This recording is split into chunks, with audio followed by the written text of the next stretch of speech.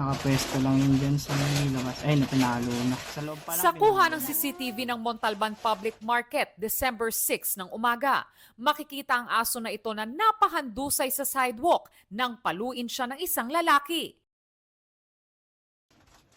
Muli pa itong hinampas ng lalaki hanggang sa hindi na gumagalaw. Ayon sa nakasaksi, may dalawa pang kasama ang lalaking pumalo sa aso. Nakita namin nagkakagulo. Tapos nakita namin tatlong lalaki, tapos yung isa talaga may hawak na 2x2. Yun talaga yung pumalo. Kaya nagulat kami. Eh hindi naman kami makalapit kasi nga mahirap na. Hindi raw nila kilala ang nanakit sa aso at ang mga kasama nito. Kalaunay nawala raw ang aso pero hindi nila alam kung sino ang kumuha nito. Ayon sa market inspector, hindi nagtitinda sa palengke ang mga nanakit sa aso. Ang latest information na nag-gather ko information, mayroon daw pinatay yung aso na panabong na manok. So maaring sa senaryo ng pangyayari, maaring yung aso na yun nasundan.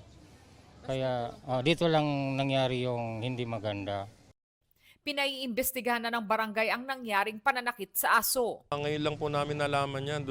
Patawag na rin po yung mga empleyado rin ho ng palengke para malaman po kung sino ho talaga yung may gawa nito.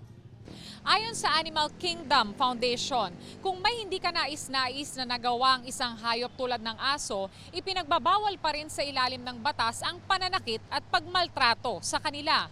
Kailangan po nating i-control yung aso, kailangan po nating mag-go through ng proseso, kung kailangan nyo pong magdemanda, magsampa ng reklamo sa barangay para sa danyos, no? Perwisyos, gawin po natin yun. Huwag po yung babalikan natin yung hayop para saktan at patayin. Tutulong ang grupo sa pagsasampa ng kasong paglabag sa Animal Welfare Act laban sa mga pumatay sa aso. Sinubukan naming hanapin ang mga nanakit sa aso pero walang nakakakilala sa kanila sa lugar. Para sa GMA Integrated News, Von Aquino, Nakatutok, 24 Oras.